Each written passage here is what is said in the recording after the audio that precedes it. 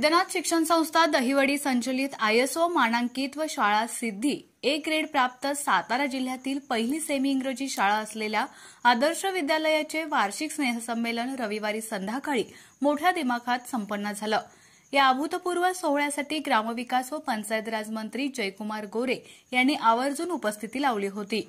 माणचे सुपुत्र व धाराशिवचे जिल्हाधिकारी सचिन ओंबासे यांच्या अध्यक्षतेखाली झालेल्या या सोहळ्यासाठी दैनिक तरुण भारतच्या सातारा आवृत्तीचे प्रमुख दीपक प्रभावळकर तसेच संस्थेचे संस्थापक अध्यक्ष RB जाधव, सचिव सौ शीला जाधव तसेच संचालक मंडळ, पालक, पत्रकार व शुभचिंतक उपस्थित होते। विद्यालयाचे मुख्याध्यापक लालासाहेब दडस यांनी सर्वांचं स्वागत केलं। विद्यार्थ्यांनी सादर केलेल्या कलागुणांनी उपस्थित सर्वच जण भारावून गेल्याचं यावेळी पाहायला मिळालं। यावेळी मंत्री जयकुमार गोरे काय म्हणालेत पाहूया। मान तालुक्याच्या वैभवात भर पाडणारे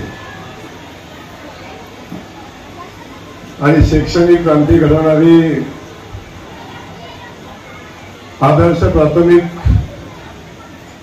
विद्यालय ही शाळा आणि या शाळेचा वार्षिक स्नेह संमेलन दोन्ही हात वर करायचा। आमचा सचिन ओंबासे सुपुत्र आणि ज्यानं आपल्या कर्तृत्वानं प्रचंड अशी उत्तुंग भरारी घेतली आणि आज धाराशिव जिल्ह्याचे कलेक्टर म्हणून माझ्या माहितीप्रमाणे प्रशासकीय क्षेत्रातली जिल्हा स्तरावरची सगळ्यात मोठी पोस्ट की जी जिल्हा चालवणारी असते आणि जे या शाळेचा विद्यार्थी आहे याचा आपल्या सगळ्याच विद्यार्थ्यांना मनापासूनचा अभिमान आहे, आनंद आहे। म्हणून आपल्या सगळ्यांना सांगितलं की आज आमचा सचिन आज या शाळेच्या कार्यक्रमासाठी प्रमुख पाहुणाने अध्यक्ष म्हणून लाभलाय। आमचे जाधव दाम्पत्य त्यांनी या शाळेला वाढवलं, फुलवलं, मोठं केलं। ते दोघंही या ठिकाणी संस्थापक उपस्थित आहेत, त्यांचे मनापासून स्वागत करतो।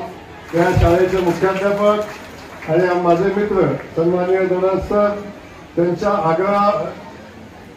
आग्रह असतो किंवा त्यांनी एकदा सूचना केली, आग्रह केल्यावर नाही हा शब्द नाही आहे। एवढी अडचण होती, एवढं प्रॉब्लेम होते, तरी पण तिच्या आग्रहानं सोडला नाही। शेवटी भाऊ तुम्ही येणारच आहे तर मग इकडे थोडा वेळ करा। पण दहिवडी शहरातल्या पहिल्या सार्वजनिक कार्यक्रमाला मी मंत्री झाल्यावर येण्याचा योग आला मला, तो या आदर्श शाळेमध्ये।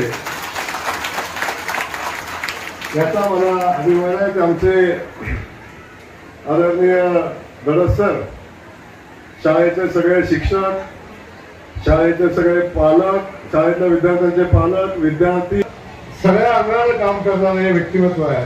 गावाच्या समाजाच्या राजकारणामध्ये तिथे ताकदीने उभा असणारा माझा सहकारी या निमित्तानं या शाळेचं मुख्याध्यापक म्हणून काम करतो, याचा आपल्या सगळ्यांना आनंद आहे। आज मी फार काही बोलणार नाही, वास्तविक मला जायचं होतं आणि जायचं आलाय की आपल्या पाल्यानं वर्षभरात काय केलं, एखादा छोटा मोठा इव्हेंट असतो, कार्यक्रम असतो आणि मला वाटतं स्टेजवर तो मुलगा परफॉर्मन्स करत असताना बघण्यामध्ये जो आईच्या चेहऱ्यावर आनंद असतो, जो वडिलांच्या चेहऱ्यावर आनंद असतो, त्याच्यापेक्षा दुसरं काय असू शकत नाही। वेगवेगळे कार्यक्रम असतात, बऱ्याच वक्तृत्व स्पर्धा असतात, ह्याच्यामध्ये बऱ्याच वेळा आपल्याला ग्रामीण भागात लक्षात येत नाही की याच्यामुळे आपल्या पर्सनॅलिटीचा पार्ट असतो आपल्याला बोलण्याचे। कारण का तसं प्रत्येक ठिकाणी तुम्हाला तुमचं मत मांडायचं असतं, तुमचे कलागुण असतात, त्याचं सादर करण्याची तुम्हाला सवय होते। तर हे पूर्ण आपले व्यक्तिमत्व विकासामध्ये अभ्यासाबरोबरच खेळ आहे, त्याच्याबरोबर आपलं जे बोलण्याचे स्किल्स आहेत, कोणाकडे डान्स असते, गाणं म्हणण्याचे स्किल असते किंवा एखादं वाद्य वाजवण्याचे स्किल्स असतात, तर ते आपण नक्कीच डेव्हलप केलं पाहिजे। कारण काय होतं, आपण जेव्हा प्रोफेशनल लाईफमध्ये जातो तेव्हा बऱ्याच वेळा आपण एकटेच असतो, तेव्हा आपल्याला म्हणजे आपलं स्वतःचं पण मनोरंजनासाठी आणि आपल्या स्वतंत्र पर्सनल इंटरेस्ट क्रिएट होण्यासाठी की ज्याला हॉबी म्हणू आपण, त्यासाठी असा कुठलाही छंद आपल्याला असला पाहिजे। आणि शाळेत असताना जेव्हा तुमचं हे असेल तेव्हा एन्जॉय करा आणि जेव्हा तुमच्या परीक्षेचा काळ असेल मग 15 दिवस महिनाभर व्यवस्थित अभ्यास करा। आपल्या सारख्या भागामध्ये बाकी आपल्याकडे फारशी काही शेती चांगली नाहीये, दरवर्षी 2-3 वर्षांत दुष्काळ असतो, त्यामुळं आपल्याकडं शिकून चांगल्या प्रोफेशनल जे काही आपण करू शकतो, शिक्षण असेल, इंजिनिअरिंग असेल, मेडिसिन असेल, त्या सर्व क्षेत्रामध्ये पुढच्या शीघ्र जे असतील त्यात जाण्याचा प्रयत्न करा. सर्वांना शुभेच्छा देतो आणि सर्व विद्यार्थ्यांना त्यांच्या भविष्यातील शैक्षणिक वाटचालीसाठी सुद्धा शुभेच्छा देतो. धन्यवाद.